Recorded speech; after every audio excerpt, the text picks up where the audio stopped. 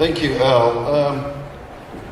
Al is right that the council wants to stick around and visit with you one-on-one, and I'd like to introduce your council members.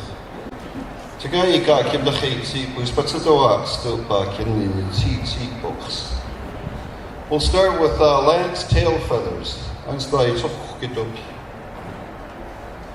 Kyla Crow. Kakatu Sak. Marcel Itoya Marcel Weaselhead. Franklin Gawat. Anyways, Franklin White Quills. Mike Roosthead. Myron Eagle Speaker. Bill Wadsworth. And Frank Blackplum. Other council members were wanting to be here, but they had other commitments. The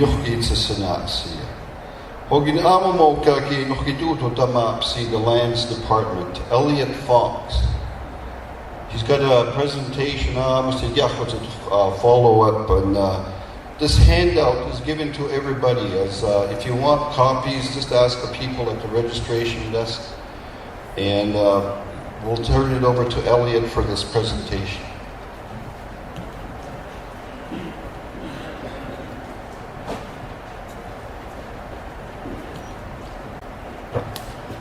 Okay, Gana. Get connected with some Kabua. Stony Daniku Makoyo Kindi. Hello, everybody. I'm glad you all could make it out tonight. Before I start this presentation, I just kind of want to give those in attendance some background to how this meeting came about. Last week, there was a council meeting, and I was asked to attend. And council had tasked our department, the Lands Department, to coordinate a public meeting for tonight. And so I was asked to do a public notice where our department was. And so the public notice that went out, there were 5 agenda items we were to discuss this evening. And this morning in council, there was more discussion on tonight's meeting. And so the first one, which is our current land occupancy system, council felt that at this point we weren't going to really talk about that right now. But what they had requested our office to do was to provide some information, I guess, on the governing legislation that governs the reserve right now. And of course, that's the Indian Act. And a lot of us, including myself, think it's a pretty old legislation. There's some newer legislation we can opt into, which I think would be better for us. But until we decide to do that, we'd probably have to go to a referendum. We're stuck with the Indian Act right now. So there's this document. I only made 150 copies, but we can make more. So I believe the staff are handing this out, and it just talks about the Indian Act and some of the sections that apply to lands.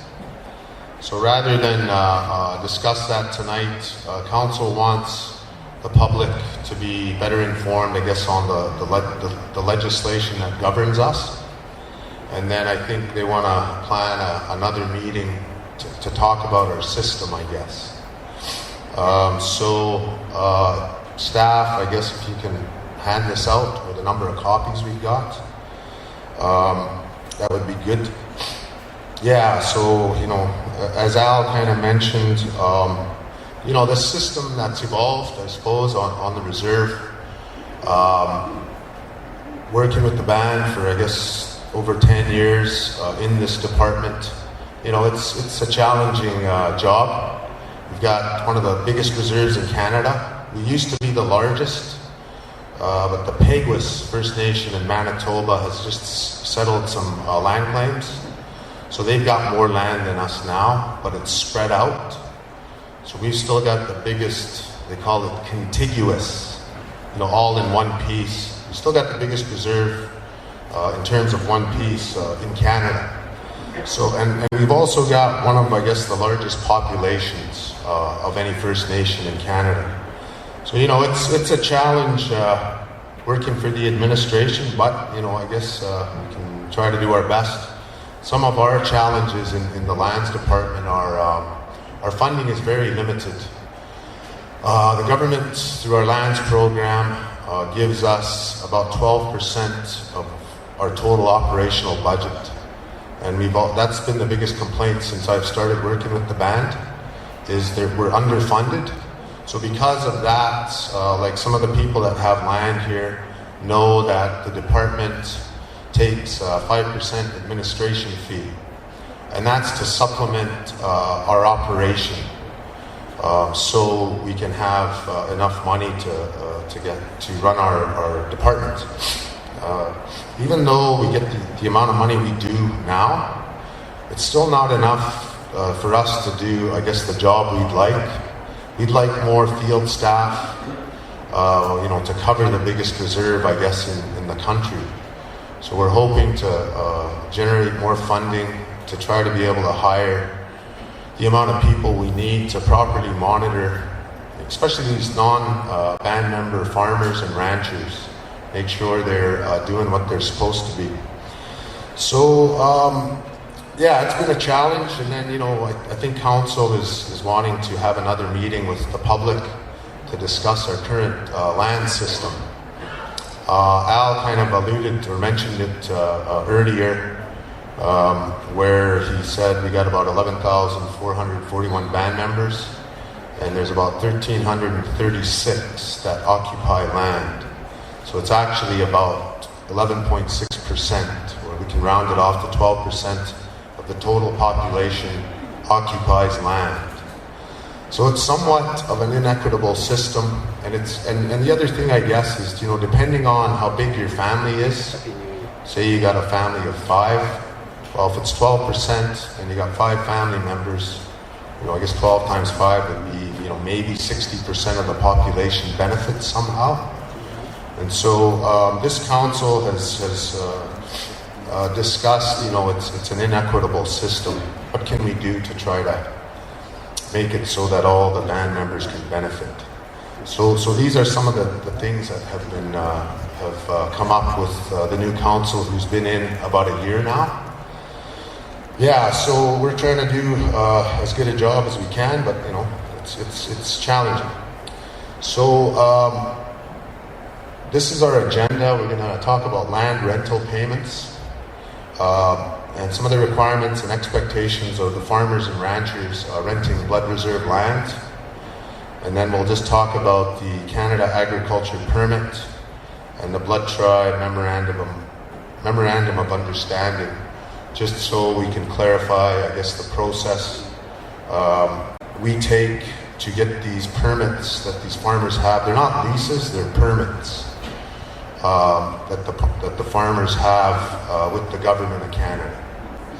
And then the other item that council wanted to maybe hold off on was number 5 on the public notice. It was this issue with the government of Canada, well, Aboriginal Affairs, where they're wanting the band to send all those monies that are paid for farming and grazing by these Napiquaks. They want us to send all those to Ottawa beginning April 1st.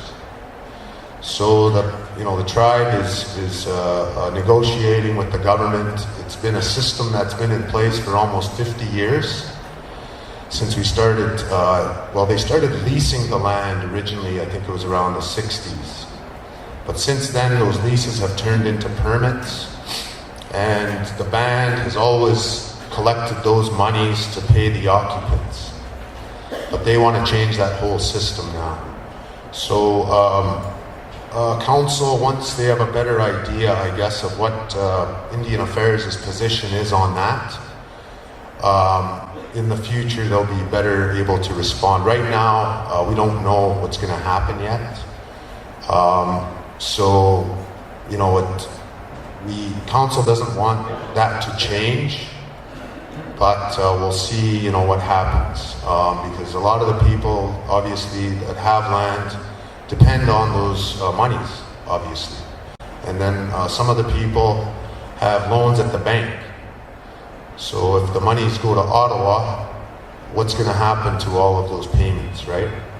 So right now, Council's not in a position, I guess, to address that yet. But as we find out what's going to happen come April, when the next fiscal year's payments are due, we hope to know, by hopefully February, because it's and we'll see the numbers when we go through the presentation on how much money is brought in from these farmers, I guess. Go ahead, Martin. Okay, so just on the Blood Reserve land rental rates for the cultivated or farmlands. Blood Reserve farmland that's occupied by band members only includes dry land. There used to be some of our land occupants that had pivots, and I think some might still, and those are coming off this canal that goes through the reserve and flows into the St. Mary's Reservoir. So I think there may be one or two that still irrigate, but the majority are occupy dry land. All irrigated land on the reserve is band land or community land. That includes BTAP, and that's right now, their head lease identifies 25,000 acres to be irrigated. Right now, I think they're around 22,000. So they're not at the 25,000 under that head lease, which I think expires in 2033 or 2035. So those are the irrigated lands, and then there's Mandaki Farms, or the potato farm down at the north end. Those are also irrigated, but that's band land. And so I guess the other band land includes the Band Ranch, which is around 19,000 acres. And then there's the Band Farms right by the reservoir. So that includes all the band land. The current rental rates on the Blood Reserve for farmland on dry land is $75 an acre. And those that have land know there was a pretty big increase that was approved by the previous council. And then it's been reaffirmed by the new council. So it's now at $75 an acre. And of the total farmland rent, the Blood Tribe receives 24% of it, or $18 per acre. And land occupants get 76%, or $57 an acre. This is a new system, I guess. Prior to council deciding that they wanted to take some more from the land to set aside and I guess put back into the community for various programs. Prior to that, occupants received 95%, and then lands took their 5% admin fee. So the 24% received by the Blood Tribe, 5% is retained by the Lands Department to supplement our operations, and 19% is retained by the Blood Tribe, or the administration. And total annual Blood Tribe revenue derived from dry land rent is approximately $12.5 million. So the amount that the band has set aside, they're still trying to determine what they're going to do with the 19%. That translates into about $2.3 million a year. So that's, I guess, one of the changes that have happened in the past year, I guess. So, next slide, Martin. Whoops. Sorry, go back to grazing land. Oh, that's it. Yeah, that's good. So grazing land. Blood Reserve grazing land occupied by band members that is rented to non-band members is based on animal unit months, or AUMs. And it's based on a 4-month grazing period from June to September. So we try to work with our occupants and the lands department to try to do rangeland health assessments to make sure we're not overgrazing our pastures, I guess. So depending on how big your pasture is and you know the state of it, our department tries to make recommendations with occupants on how many cows should be brought in. So, you know, some of these pastures are, you know, a section or more. So, you know, if a guy brings in 100 head of cattle, he pays $3,500 a month at 4 months. So that's $14,000 a year over 4 months. So of that, current rental rate is $35 per animal.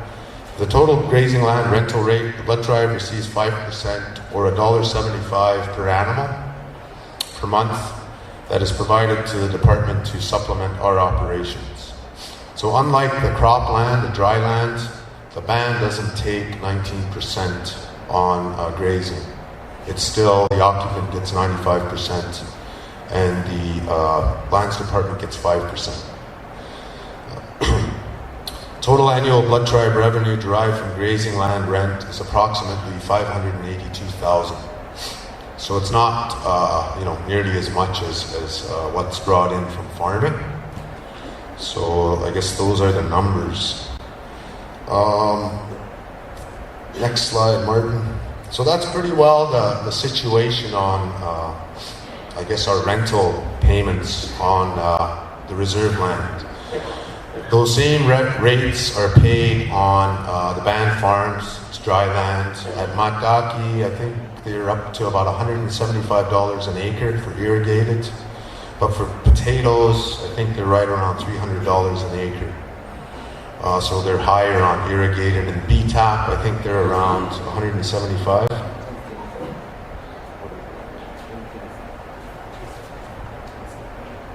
Oh, sorry, it's $170 an acre. So it's gone up in the past few years.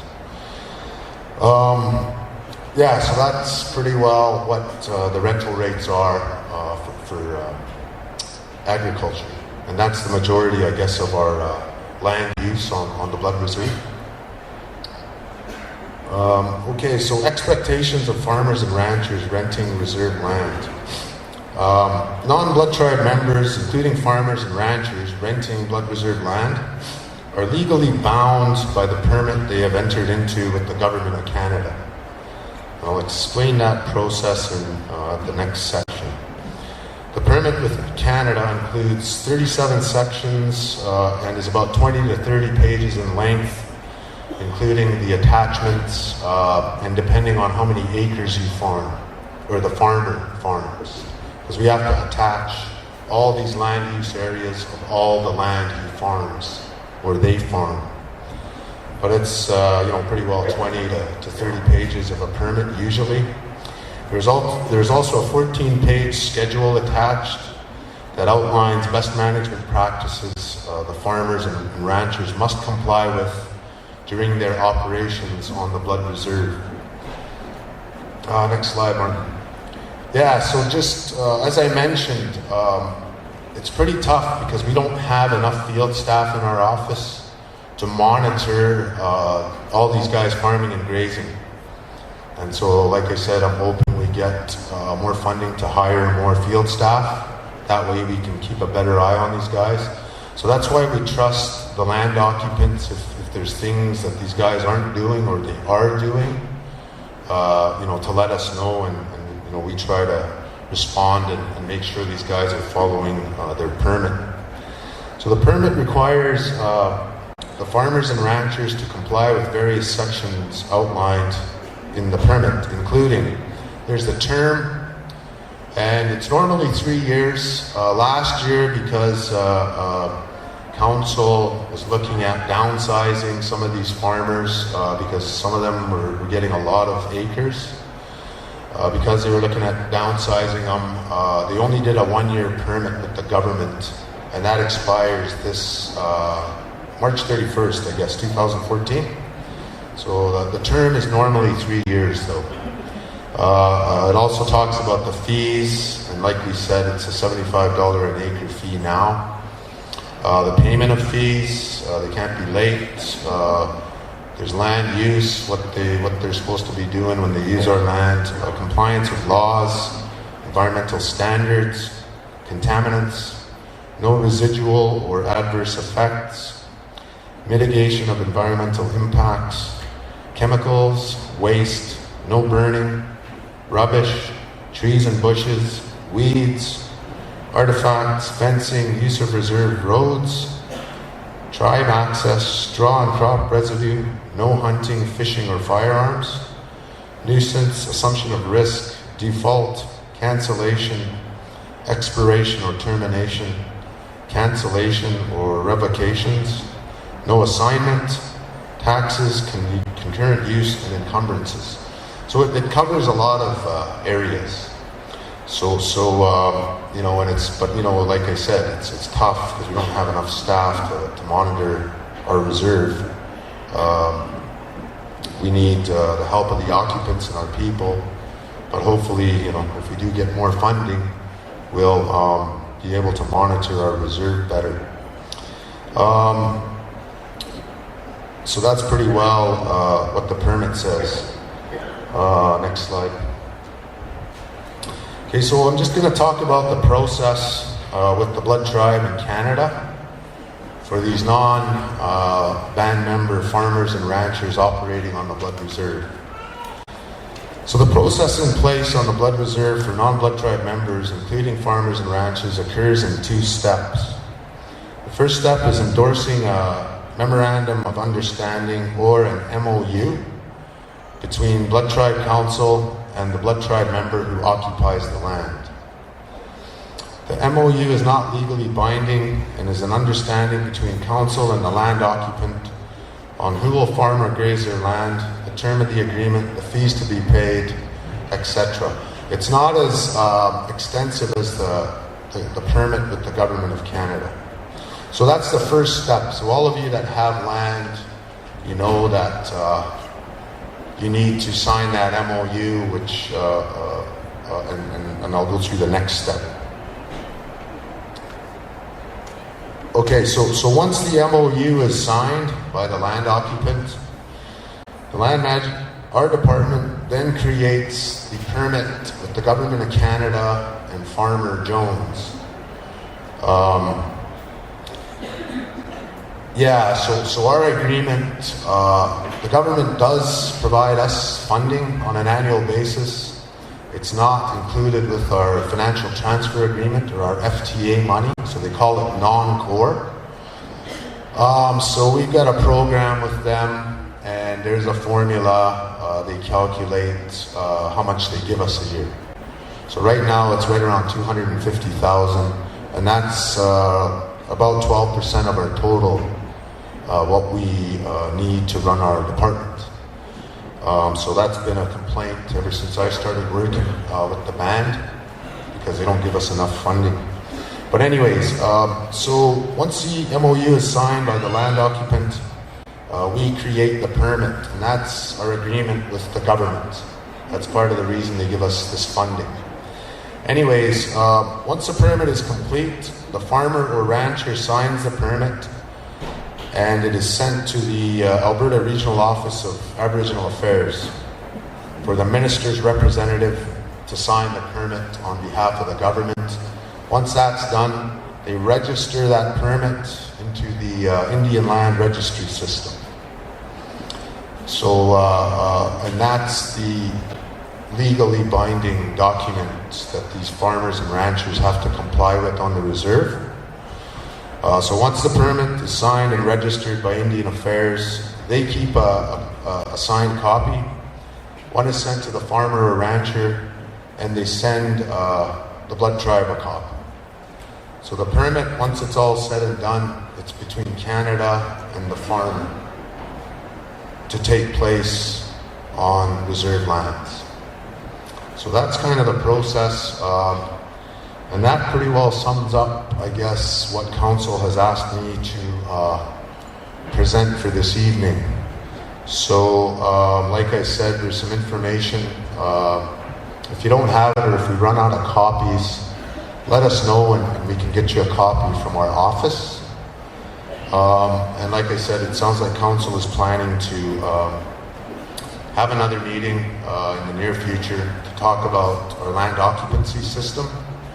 Like it's come up recently and I think in the past, but this council really wants to try to look at how they can make it more equitable. And then council, like I said earlier, will inform the public, especially the land occupants, once we know what Indian Affairs, what's going to happen this April. So, yeah, that pretty well sums up my information. So thank you, and have a safe trip home.